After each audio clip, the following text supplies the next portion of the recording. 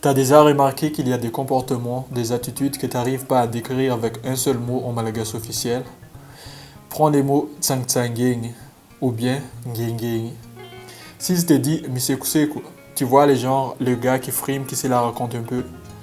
Mais le nging, c'est un autre level. C'est plus lourd, c'est plus toxique. Imagine un peu la scène.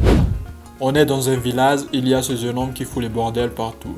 Il provoque, il respecte rien. Pourquoi il fait ça? Pas parce qu'il est fou, mais parce qu'il sait très bien que tu ne peux rien lui faire. Pourquoi?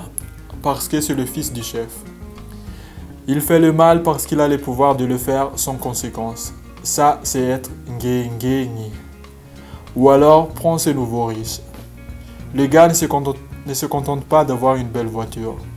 Non, il achète du champagne hors de prix juste pour se laver les mains avec, devant tout le monde. Et là, les gens qui l'observent dégoûtés lâchent cette phrase. Zé kolngenge.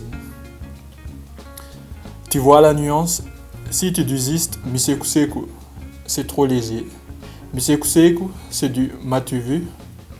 Si tu dis chimatumanut, il manque le côté théâtral, le côté arrogant.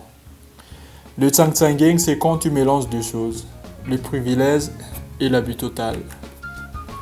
C'est l'arrogance de celui qui te regarde de haut en disant « Je fais ce que je veux, et alors ?» Honnêtement, je trouve qu'on devrait utiliser ces mots plus souvent. Surtout quand on voit ce qui se passe autour de nous, non? Et toi, dis-moi en commentaire, est-ce que tu as un équivalent dans ton dialecte? Comment on dit ça, c'est les Bétiléo et les entendre jouer.